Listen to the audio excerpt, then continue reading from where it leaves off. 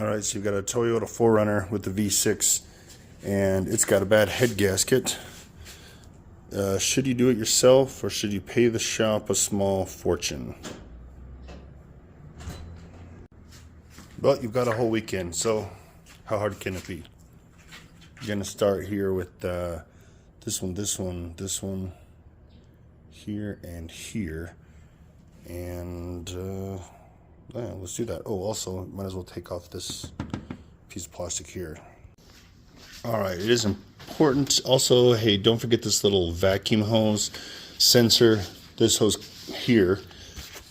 Then we'll go with this intake. Looks like it's got 4 bolts, 2 nuts, and several sensors here, and hoses. Okay, and you're gonna want an extension for that back one. Got that plug there. Let's see, and the 4 in the middle actually used this little hex. I'm just gonna collect mine on a magnet, but I'm actually gonna baggy everything up, place it all over here so we can actually get this thing back together. Okay, got that out of the way. Got a lot of electrical cables, plugs, injectors, sensors. The cool thing about these 4-liter V6s and the Toyota and Lexus is everything's kind of gonna lay right where it needs to go, so you don't need to worry, in my opinion, too much about labeling where these plugs go. It's just gonna kind of lay out. I'm also gonna go ahead and get some of this stuff here taken off real quick. Okay, so you can see we've got all those. Now down here, I believe this sensor here on the power steering, coolant hoses, cam position sensors.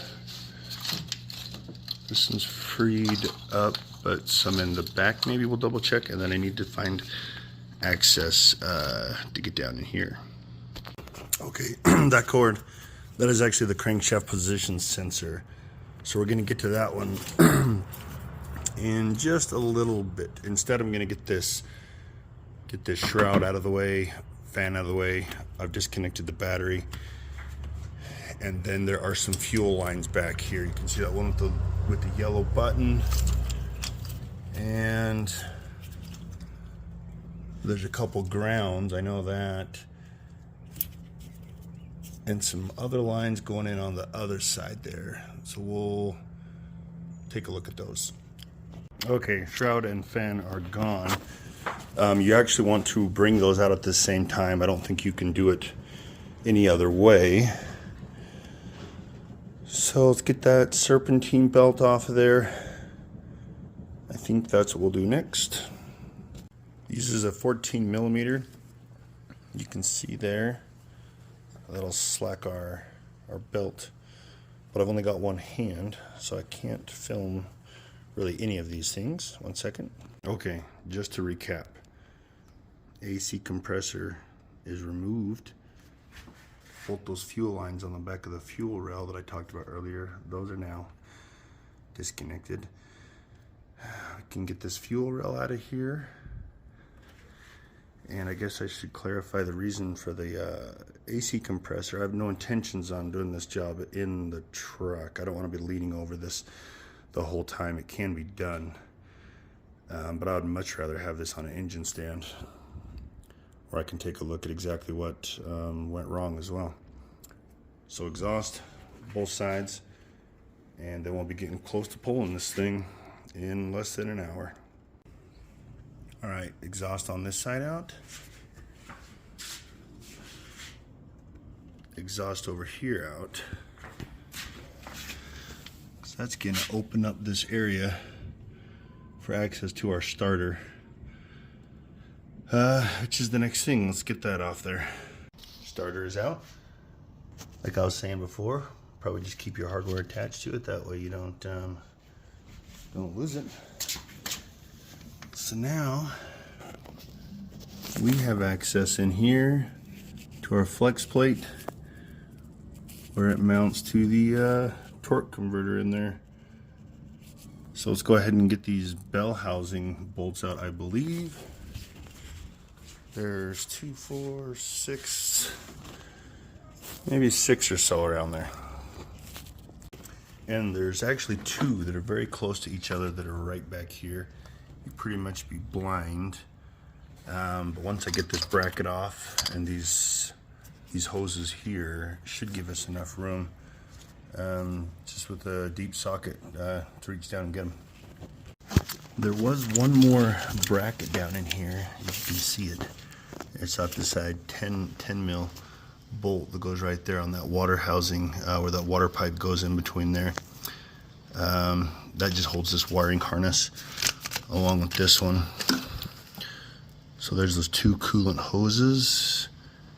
That should be it. We've already got those grounds and those fuel lines, and this should be ready to come on out. Okay, these back 2 can be pretty tricky. So I thought I'd just show what I ended up using was the deep socket. It's a 17 millimeter. And I just hooked it onto my breaker bar so I can get this angle.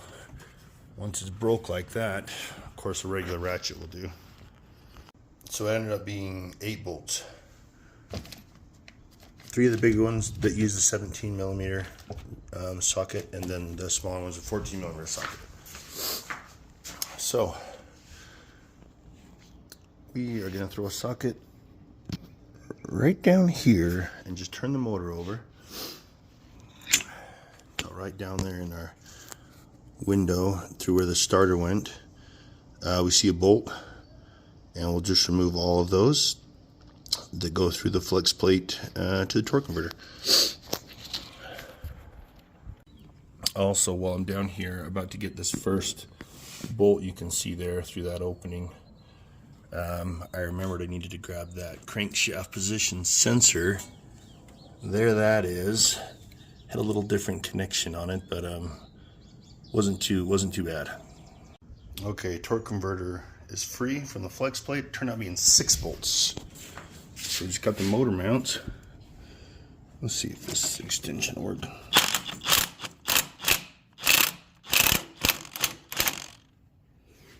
See, I couldn't reach in there too easy.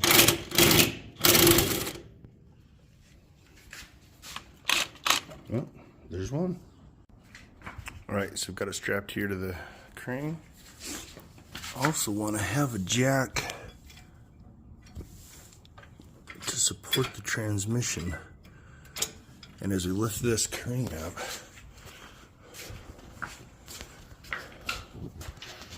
we'll be bringing that up as well, just to kind of match it.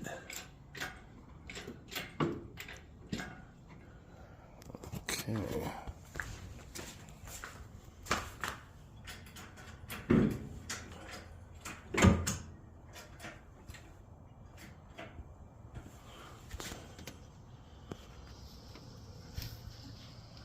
Cleared the mounts. Let's see if we can't wiggle it free.